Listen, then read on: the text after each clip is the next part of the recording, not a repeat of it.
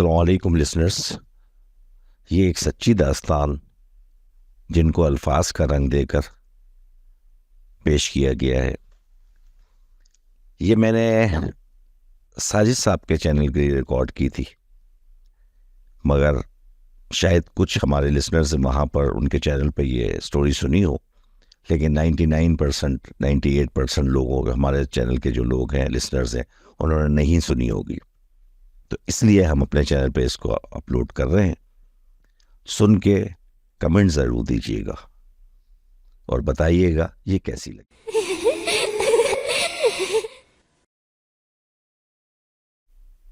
برسوں بعد، یہ تب کی بات ہے جب میں 9 سال کی تھی۔ ہمارے قصبے سے 15 کلومیٹر کے فاصلے پر میرے چچا کا کئی ایکڑ رقبے پر پھیلا ایک پرانا فارم ہاؤس تھا، جسے میرے دادا نے اپنی جوانی میں انتہائی سستے داموں خریدا تھا۔ یوں لگتا تھا جیسے فارم کا اصل مالک بس اس سے جان چھڑانا چاہتا تھا، اور اس نے نہایت کم قیمت پر ہی فارم کو بیچ دیا۔ اب اس فارم کو چچا جان نے 2 حصوں میں تقسیم کر رکھا تھا۔ بڑے حصے میں سورج مکھی اور کون کی فصل پر اور سبزیاں کاشت کی جاتی تھی، جبکہ فارم کے وسط میں ایک لکڑی کی باڑ سے پارٹیشن کر کے مویشی پالنے کا احاطہ بنا دیا گیا تھا۔ حیرت انگیز طور پر چچا نے فارم کے لیے کوئی ملازم نہیں رکھا تھا، بلکہ خود اپنے 20 سالہ بیٹے ارحم کے ساتھ فارم پر مصروف رہتے تھے اور خود ہی سارا کام سنبھال رکھا تھا۔ آبادی سے دور پرسکون اور خاموش جگہ تھی۔ ہم یعنی پوری فیملی ہر دوسرے ویکینڈ پر چچا جان کے آ جاتے۔ ان کا گھر فارم ہاؤس کے دروازے کے عین باہر دائیں جانب کو تھا۔ ہم سب کچھ گھنٹے چچا جان کے ہاں گزارتے اور ایک وقت کا کھانا وہیں کھا کر واپس آ جاتے، لیکن اتنے طویل عرصے میں ہم کبھی فارم ہاؤس میں نہیں داخل ہوئے۔ ایسا لگتا تھا جیسے میری فیملی میں کسی کو فارم ہاؤس وزٹ کرنے میں سرے سے دلچسپی ہی نہ ہو۔ میں نے چند مرتبہ چچا سے فارم ہاؤس کی سیر کرنے کی خواہش کا اظہار کیا، تاہم انہوں نے ہر مرتبہ کوئی نہ کوئی بہانہ بنا کر مجھے صاف منع کر دیا، اور مجھے ہر مرتبہ مایوسی کا سامنا کرنا پڑا۔ لیکن اس سہ پیر جب ہم چچا کے گھر تھے اور اس میں موسم بھی اچھا تھا، تو فارم ہاؤس میں داخل ہونے کا موقع ہی مل گیا۔ تاہم یہ میری زندگی کی ایک بھیانک غلطی تھی ثابت ہوئی۔ حسب معمول سب کھانا کھانے کے بعد چائے پیتے وہ خوش گپیوں میں مشغول تھے۔ وہاں چونکہ میرا ہم عمر کوئی نہیں تھا، اس لیے اکثر و بیشتر میں بور ہی رہتی تھی۔ اس دن بھی بوریت کی وجہ سے میں چپکے سے اٹھ کر باہر صحن میں آ گئی۔ گھر کے چوبی دروازے کا ایک پٹ کھلا تھا، جیسے چند فٹ کے فاصلے پر فارم ہاؤس کا مرکزی پھاٹک نظر آ رہا تھا، اور اس دن اس پھاٹک پر باہر سے وہ بھاری تالا نظر نہیں آ رہا تھا جو اکثر و بیشتر وہاں لگا رہتا تھا۔ میں نے ادھر ادھر دیکھا اور کسی کو بھی اپنی طرف متوجہ نہ پا کے خاموشی سے گھر سے باہر قدم رکھ دیا۔ باہر جاتے ہی میں تجسس اور ایکسائٹمنٹ کے ساتھ فارم ہاؤس کے پھاٹک کی طرف بڑھی اور پھاٹک پر پہنچ کر دروازے کو دھکیلا، لیکن وہ بھاری دروازے اپنی جگہ سے نہ ہلا۔ میں نے دونوں ہاتھوں سے پورا زور لگا کر اسے اندر کی جانب دھکیلنے کی کوشش کی، اور بمشکل تمام دروازہ اتنا سا کھل پایا کہ میں سکڑ سمٹ کر اندر داخل ہو سکوں۔ چند لمحوں میں فارم ہاؤس کے اندر تھی۔ واو! فارم ہاؤس پر سورج مکھی کی لہلہاتی فصل اور زرد پھولوں کا سمندر دیکھ کر بے اختیار میرے منہ سے ستائشی فکرے جاری ہو گئے۔ بھلا اتنی خوبصورت جگہ کو کوئی کیوں چھپا کر رکھنا چاہے گا؟ میں نے سورج مکھی کی فصل کے بیچوں بیچ بنی پگڈنڈی پر آگے بڑھتے ہوئے سوچا۔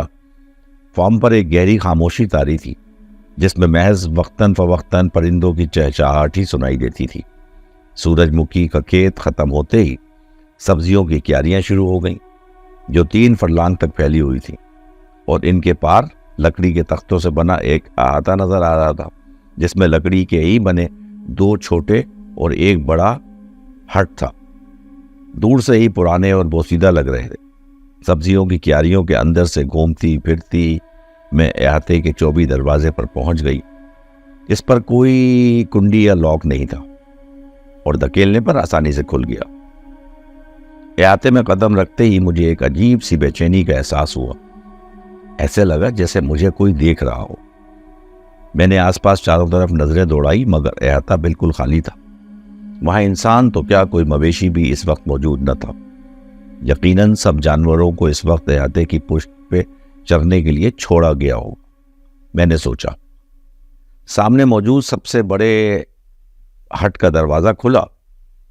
اس کمرے میں جانوروں کے لیے سردیوں میں کھلانے کے لیے بھوسا اکٹھا کیا گیا تھا، اور بھوسے کو ایک بہت بڑے ڈھیر کی صورت میں کمرے کے وسط میں رکھ کر اسے ترپالوں سے مکمل ڈھک دیا گیا تھا۔ یہ ڈھیر کافی بلند تھا اور چھت سے تھوڑا ہی نیچا تھا۔ اسی وقت مجھے نہ جانے کیا سوچی کہ میں نے اس ڈھیر پر چڑھنے کا فیصلہ کیا۔ میں یہ دیکھنا چاہتی تھی کہ میں اس کی چوٹی سے چھت کو چھو سکتی ہوں یا نہیں، اور یوں میں نے ایک طرف سے بھوسے کے ڈھیر پر چڑھنا شروع کر دیا۔ چوٹی پہ چڑھ کر میں نے چھت کو چھوا ہی تھا کہ دائیں جانب سے ابھرنے والی کچھ تیز کڑی آوازوں سے کمرے پر چھائی خاموشی ٹوٹ گئی۔ ایسا لگ رہا تھا جیسے کوئی جانور اپنے ناخنوں سے لکڑی کو کورید رہا ہو۔ میں نے تیزی سے چہرہ گھما کر اس جانب دیکھا تو ایک بھیانک منظر میری آنکھوں کے سامنے تھا۔ وہ جو کچھ بھی تھا دیوار کے ایک کونے میں سکڑا سمٹا دیوار کی جانب منہ کیے اپنے دونوں ہاتھوں سے دیوار کو کورید رہا تھا، اور اسی وجہ سے وہ مکروہ آوازیں پیدا ہو رہی تھیں۔ وہ مخلوق زردی مائل خاکی رنگ کی تھی، جس کا جسم انسان کی طرح تھا، مگر جیسے اس کے وجود میں گوشت کا ایک ریشہ بھی نہ تھا، بلکہ پیلی سی مردہ کھال جیسے ڈھانچے پر ہی لپیٹ دی گئی تھی۔ میں اس کی ریڑھ کی ہڈی کا ایک ایک مورا دیکھ سکتی تھی۔ یہ منظر اتنا مکروہ تھا کہ مجھے بے اختیار ابکائی آ گئی۔ اس نے اپنا چہرہ میری طرف موڑا اور خوف سے میرا دل ایسے دھڑکنے لگا جیسے پسلیاں توڑتے ہوئے سینہ پھاڑ کر باہر آ جائے گا۔ اس چیز کی شکل ایسی تھی جیسے کسی انسانی لاش کے چہرے کو ہتھوڑوں سے پیٹا گیا ہو۔ میں نے اپنے وجود کے ایک ایک خلیے کی طاقت اپنی ٹانگوں میں مجتمع کی اور جتنا تیزی سے ممکن تھا ڈھیر کے دوسری طرف اترنے کی کوشش کرنے لگی۔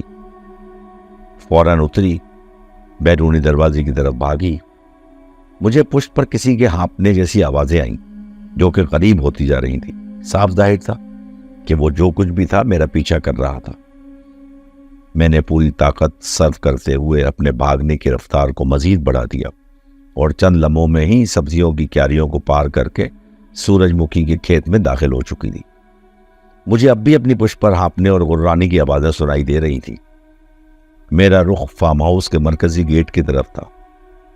بس پہنچ گئی، میں نے بھاگتے ہوئے سوچا۔ لیکن جیسے ہی میں سورج مکھی کی کھیت سے نکلی، میرا پیر بری طرح سے رپٹا اور میں منہ کے بل زمین پر گری، تو بمشکل 3 سیکنڈ میں وہ مخلوق میرے سر پر تھی۔ میں نے خوف سے آنکھیں بھیج لی۔ اب غرانے کی آواز کے ساتھ اس مخلوق کی یخ ٹھنڈی سانسیں مجھے اپنی گردن کی پشت پر محسوس ہو رہی تھی۔ مرکزی گیٹ بند تھا۔ مجھے اپنی موت کا یقین ہو چکا تھا۔ تبھی مجھے کسی کتے کی بری طرح سے بھونکنے اور غرانے کی آواز آئی، اور ایسا لگا جیسے کسی چیز نے میرے اوپر سے دوسری جانب چھلانگ لگائی ہو۔ یہ چچا جان کا کتا اسکیٹو تھا، جو نہ جانے کس وقت فارم میں آیا تھا، اور اس نے ہی مجھے نامعلوم مخلوق کے شکنجے میں دیکھ کر اس پر چھلانگ لگائی اور اسے رگیدتا ہوا سورج مکھی کے کھیت کے اندر جا گرا۔ کتے کی بری طرح سے غرانے کی آوازوں کے ساتھ فصل ایسے ہل رہی تھی جیسے 2 درندے آپس میں ٹکرا گئے ہوں۔ میں ہمت کر کے اٹھی اور بے تحاشا مرکزی گیٹ کی طرف بھاگی۔ میں گیٹ پر پہنچی ہی تھی کہ گیٹ کھل گیا۔ چچا اور پاپا فارم میں داخل ہوئے، جو شاید مجھے غائب دیکھ کر اور پھر کتے کی غرانے کی آواز سن کر فارم ہاؤس کی طرف بھاگے تھے۔ میں بہت بری طرح سے گھبرائی ہوئی تھی اور مجھ پہ سکتہ طاری تھا۔ مجھے فوراً چاچو کے گھر میں پہنچا دیا گیا، جہاں میرے ہوش بحال ہونے میں کافی دیر لگ گئی۔ تب سب میرے قریب تھے اور سبھی میری حالت پر پریشان۔ میری حالت قدرے سنبھلی تو پاپا نے مجھ سے پوچھنے کی کوشش کی کہ فارم میں مجھ پر کیا افتادہ آن پڑی تھی۔ میں چند لمحے خاموش رہی، پھر ہمت کر کے بولنا شروع کیا اور سب کو بتانے کی کوشش کی کہ فارم میں مجھ پر کسی انجان مخلوق نے حملہ کیا تھا اور وہ میرا تعاقب کیا۔ وہ میرے سر پر پہنچ چکی تھی جب اسکیٹو نے اس پر حملہ کر کے اس سے میری جان بچائی۔ اس سے پہلے کہ میں کچھ اور بولتی اور اس مخلوق کا حلیہ بیان کرتی، چچا جان نے میری بات کاٹ دی اور بولے، ارے بیٹا، یقیناً وہ کوئی لومڑ ہوگا۔ اس علاقے میں لومڑ اکثر نظر آ جاتے ہیں، گھبرانے کی کوئی بات نہیں ہے، آج تک لومڑ کے حملے سے کسی انسان کی موت واقع نہیں ہوئی۔ میں جانتی تھی کہ وہ لومڑ نہیں تھا بلکہ ایک خوفناک عفریت تھا، مگر چاچو کی اس بات پر میں خاموش ہو گئی اور ہم گھر واپسی کے لیے نکل پڑے۔ اگلے دن کا سورج طلوع ہوا تو میرے دل سے رہا خوف بھی جاتا رہا اور یہ سب محض ایک ڈراؤنے خواب جیسا لگنے لگا، اور چند دن میں واقعی یہ سوچنے لگی کہ کہیں واقعتاً ایسے تو نہیں کہ وہ مخلوق دراصل ایک لومڑ یا کوئی اور مقامی جانور ہو جسے میں تنہائی، خوف اور کمرے میں روشنی کم ہونے کی وجہ سے ڈراؤنا عفریت سمجھ بیٹھی ہوں۔ یوں ہی چند ہفتوں میں بات آئی گئی ہو گئی، 1 ماہ گزر گیا اور اس واقعے کو تقریباً فراموش کر چکی تھی کہ گھر میں پھر سے سب کا چچا جان کے جانے کا پروگرام بننے لگا۔ ایک لمحے تو میں بری طرح سے جھجکی، لیکن پھر یہ سوچتے ہوئے ساتھ جانے کو تیار ہو گئی کیا وہ بھول کر بھی فارم کا رخ نہیں کروں گی۔ اس طرح ہم چاچو کے گھر کی طرف روانہ ہو گئے۔ گاڑی سے اترنے کے بعد میں نے فارم ہاؤس کی طرف ایک نظر دیکھا بھی نہیں اور اس سے نظریں چراتے ہوئے سب کے ساتھ چاچو کے گھر پہنچ گئی۔ سب کچھ ایک دم نارمل تھا، گویا وہ واقعہ سب کو ہی بھول چکے تھے۔ میں چچا کے گھر سے سب سے ملنے کے بعد کچن میں چلی گئی جہاں چچی کوکنگ میں مصروف تھی۔ انہوں نے حسب معمول مجھے پیار کیا اور حال احوال پوچھا اور وہ کہا، بیٹا اوپر جاؤ اور اسٹور روم سے اس میں سے چینی بھر لاؤ پلیز۔ انٹی نے مجھے ایک جار پکڑاتے ہوئے کہا۔ میں جار پکڑے 24 سیڑھیاں چڑھتے ہوئے دوسری منزل پر پہنچی۔ اسٹور روم گیلری کے اختتام پر تھا۔ گیلری میں نیم تاریکی کا سما تھا۔ میں نے اسٹور روم کا دروازہ کھولا اور اندر داخل ہوئی۔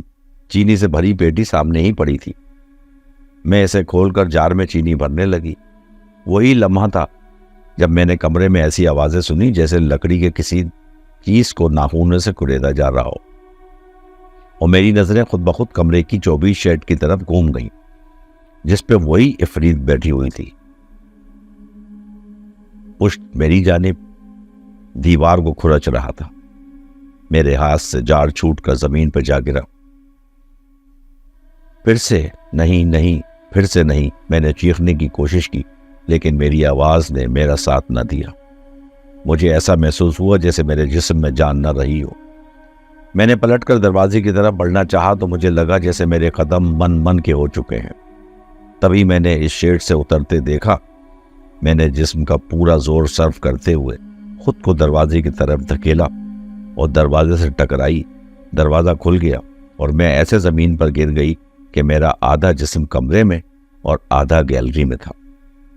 تبھی مجھے کسی نے بازو سے پکڑ کر جھٹکے سے اپنی طرف کھینچ لیا اور میرے حلق سے چیخ نکل گئی، بیٹا گھبراؤ نہیں، یہ میں ہوں۔ میرے کانوں میں چاچو کی آواز پڑی اور میری جان میں جان آئی۔ چاچو نہ جانے کب اوپر آئے تھے اور انہوں نے مجھے دروازے سے باہر گرتے دیکھا تو بازو سے پکڑ کے باہر اپنی طرف کھینچ لیا۔ اب چاچو کی نظریں اسٹور کے اندر کا جائزہ لے رہی تھیں اور ان کے چہرے پہ خوف و فکر کے ملے جلے تاثرات تھے۔ بیٹا میرے ساتھ آؤ، مجھے تم سے کچھ بات کرنی ہے، چچا نے میرا ہاتھ پکڑ کے مجھے نیچے کی جانب لے جاتے ہوئے کہا اور میں ڈری سہمی ان کے ساتھ چل پڑی۔ چاچو مجھے ساتھ لیتے ہوئے واپس پہلی منزل پر آئے اور باہر صحن کی طرف چل دیے۔ بیٹا بھلے ہی آپ ابھی بہت چھوٹی ہو لیکن جو کچھ میں بتا رہا ہوں اسے غور سے سننا اور ذہن نشین کر لینا، کیونکہ معاملہ تمہاری زندگی اور سلامتی کا ہے۔ آج سے 50 سال پہلے یہ فارم ہاؤس تمہارے دادا نے ایک اجنبی شخص سے خریدا تھا۔ وہ شخص اتنی کم قیمت میں فارم ہاؤس فروخت کر رہا تھا کہ اتنی قیمت میں اس دور میں بمشکل 10 مرلے کا ایک گھر ہی خریدا جا سکتا تھا، اور اس کی وجہ ہمیں کئی سال بعد سمجھ آئی۔ جیسے ہی میں 17 سال کا ہوا، بابا نے مجھے بھی اپنے ساتھ فارم کے کام پہ لگا دیا تھا۔ اس فارم پہ مجھے ہمیشہ ایک عجیب سا احساس رہتا ہے، ایسے جیسے مجھے ہر وقت کوئی دیکھ رہا ہو، کسی کونے کھدرے، کسی جھاڑی، کسی باڑ سے ہر وقت مجھے دیکھے جانے کا احساس ہوتا تھا، اور ساتھ ہی اکثر مجھے فارم کے مختلف حصوں میں ایسی آوازیں سنائی دیتی جیسے لکڑی کو کسی نوکیلی چیز سے کریدا جا رہا ہو۔ شروع میں تو میں یہی سمجھا کہ یہ آوازیں چوہوں کی یا چھچوندر کی لکڑی کے تختوں پر بھاگنے کے دوڑنے کی آوازیں ہیں، لیکن گزرتے دنوں کے ساتھ ان آوازوں میں بھی شدت آتی رہ رہی تھی، اور اس عجیب و غریب بے معنی احساس میں بھی مجھے پورا دن فارم ہاؤس میں کام کرتے وقت مجھے ان آوازوں سے پوری طرح سے خوف ہوتی اور کام میں خلل آتا۔ میں نے بابا سے اس بارے میں بات کی، لیکن انہوں نے ایسی کوئی آواز سنائی دینے سے یکسر انکار کر دیا اور یہ کہا کہ ایسی آوازیں چوہوں اور گلہریوں کی ہی ہو سکتی ہیں۔ ایک روز میں مویشیوں کے احاطے میں بھوسے والے ہٹ میں مصروف تھا کہ دائیں طرف کی دیوار سے وہی کھرچن کی آوازیں سنائی دینے لگیں، اور حسب معمول جب شروع ہوئی تو جیسے رکنے کا نام ہی نہیں لے رہی تھی۔ اس روز پہلے ہی میری طبیعت ناساز اور موڈ خراب تھا، اوپر سے ان آوازوں نے میری زندگی اجیرن کر رکھی تھی۔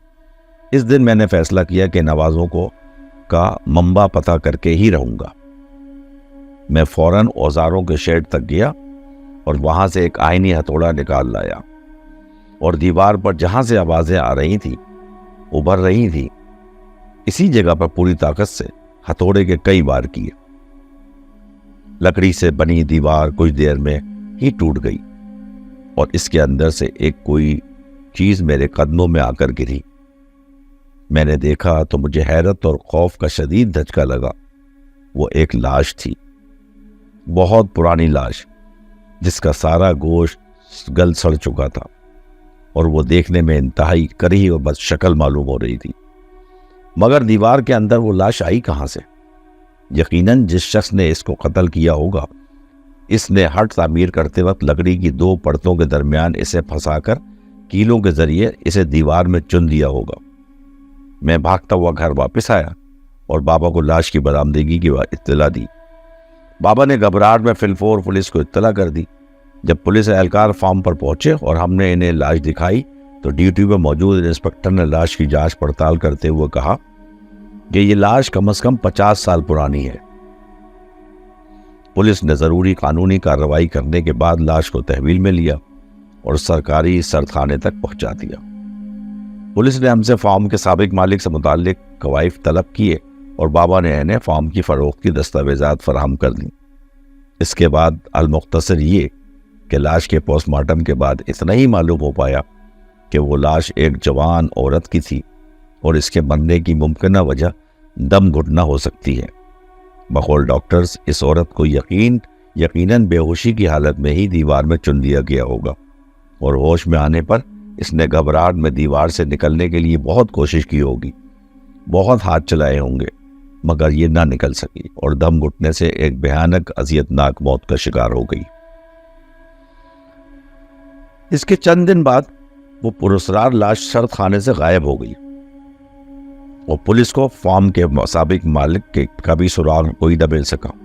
لیکن چند روز بعد پھر سے فارم میں وہی لکڑی کوریدنے کی آوازیں آنا شروع ہو گئیں۔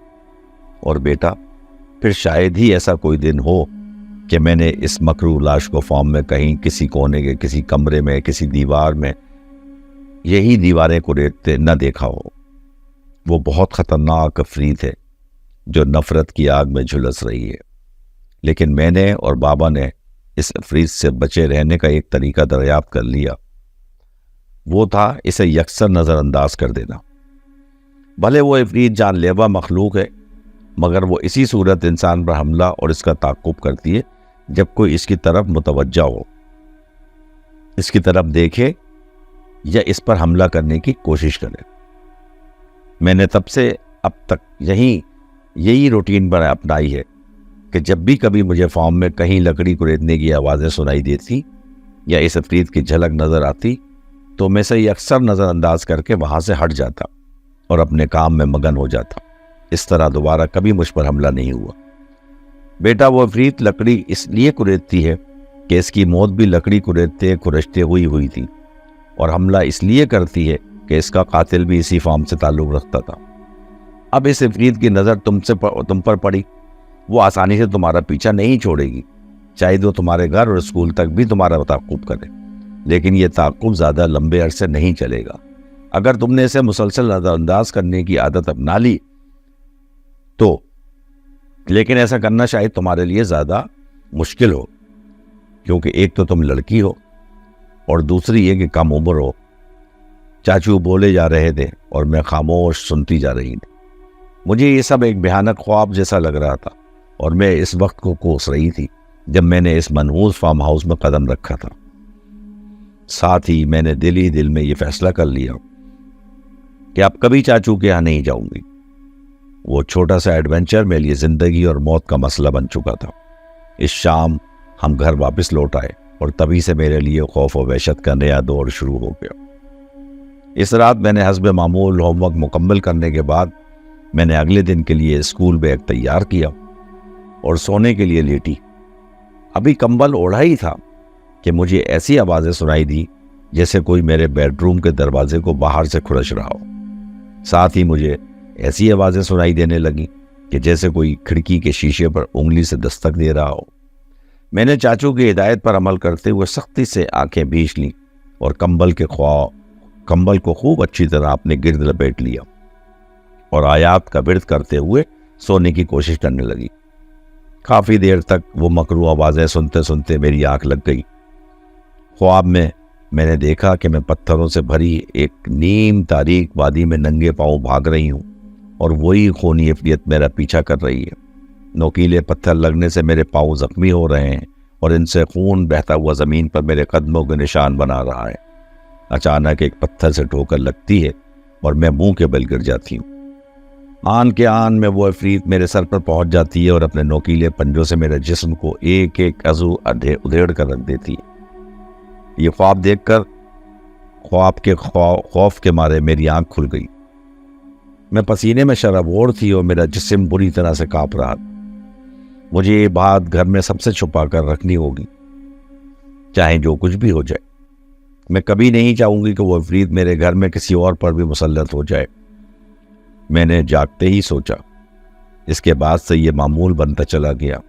مجھے گھر، اسکول، کار، قرض، ہر جگہ اس بلا کی کھرچنے کی آوازیں سنائی دی تھی اور چند مرتبہ تو اس کی جھلک بھی دکھائی دی، لیکن میں نے ہر مرتبہ دل پر جبر کر کے اسے انداز کرنا جاری رکھا۔ تاہم اس سے میری صحت پر بہت برے اثرات مرتب ہوئے۔ میری نیند اور بھوک اڑ چکی تھی، رنگت زرد پڑ گئی اور آنکھوں کے گرد سیاہ حلقے بن گئے۔ میں اسکول کے کام میں کمزور ہونا شروع ہو گئی اور میرے گریڈز میں بھی کمی آنے شروع ہو گئی۔ اس سب صورتحال پر میرے والدین بہت پریشان تھے اور یکے بعد دیگرے کئی ڈاکٹرز اور اسپیشلسٹ سے میرا معائنہ بھی کروایا گیا، تاہم کسی بھی مرض کی تشخیص نہ ہو پائی، بلکہ مجھے تو ڈاکٹر کے کلینک اور ہاسپٹلز میں بھی وہی منحوس کھرچن کی آوازیں سنائی دی تھی۔ 3 ماہ میں میری حالت اتنی بگڑ چکی تھی کہ اسکول انتظامیہ نے مسلسل بری کارکردگی دکھاتے ہوئے اور صحت کی خرابی کی وجہ سے مجھے مزید پڑھانے سے معزز کر لی اور اسکول سے میرا نام خارج کر دیا گیا۔ دوسری طرف اب میں اتنی کمزور ہوتی جا رہی تھی کہ مجھے ہاسپٹلائز کیے بغیر اور کوئی چارہ نہ تھا اور یوں مجھے شہر کے ایک معیاری اور اچھے ہاسپٹل میں ایڈمٹ کر دیا گیا۔ میرے پورے خاندان پر میری وجہ سے پریشانی اور تکلیف کا دور شروع ہو چکا تھا اور مجھے اس بات کی بھی الگ شرمندگی تھی، لیکن پھر ایک دن مجھے وہ آواز نہ سنائی دی۔ پورے 24 گھنٹے گزر گئے اور وہ منحوس آواز نہ سنائی دی۔ پھر سے کیا میری تکلیف کے اختتام کا وقت آن پہنچا تھا؟ کیا وہ عفریت میرا پیچھا چھوڑ چکی؟ یا پھر میں اب موت کے اتنے قریب ہوں کہ مزید کوئی خوف مجھے تکلیف نہیں دے پا رہا؟ اگلے روز میں نے سوچا، لیکن 3 دن گزر گئے اور مجھے پھر وہ آواز دوبارہ نہ سنائی تھی۔ اب اس کا اگلا پارٹ یہ ہے کہ 10 سال بعد اس واقعے کو 10 سال کا طویل عرصہ بیت چکا ہے اور اس دن کے بعد نہ تو مجھے کبھی ایسی کوئی آواز سنائی تھی اور نہ ہی کبھی اس مکروہ عفریت سے سامنا ہوا۔ جس دن سے مجھے وہ آوازیں آنا بند ہوئی تھی، اسی دن سے میری طبیعت بھی سنبھلنا شروع ہو گئی تھی اور مزید 1 ہفتہ ہاسپٹل میں گزارنے کے بعد مجھے صحت بہتر ہو جانے پر ڈسچارج کر دیا گیا تھا۔ اس کے بعد میں کبھی چاچو کے یہاں نہیں گئی اور تو اور میں نے دوبارہ اس اسکول میں بھی ایڈمیشن لینے کی کوشش کی جس سے میری تلخ یادیں وابستہ تھی۔ مجھے اس سے بھی اچھے اور معیاری اسکول میں بآسانی ایڈمیشن مل گیا تھا اور اب 10 سال بعد میں ایک پروسیکیوٹر کی حیثیت سے اپنی عملی زندگی کا آغاز کر رہی تھی۔ چاچو نے 1 سال قبل اپنا فارم اور گھر کسی کنسٹرکشن کمپنی کو اچھے داموں میں فروخت کر دیا، جنہوں نے فارم کو مسمار کر کے فارم اور اس کے ارد گرد وسیع زمین پر ایک ہاؤسنگ سوسائٹی کی بنیاد رکھ دی۔ چاچو نے اور ہمارے ہی شہر میں ایک اور گھر خرید لیا، چند دکانیں خرید لی تھیں، بقول ان کے کہ اس عمر میں مجھ سے اب زیادہ محنت والا کام نہیں ہوتا۔ مجھے اس کمپنی، اس کے کارکنان اور اس ہاؤسنگ سوسائٹی میں کچھ عرصے بعد مکان خریدنے والوں سے دلی ہمدردی ہے، کیونکہ وہ سب نہیں جانتے کہ بہت جلد ان کے ساتھ کیا کچھ ہونے جا رہا ہے۔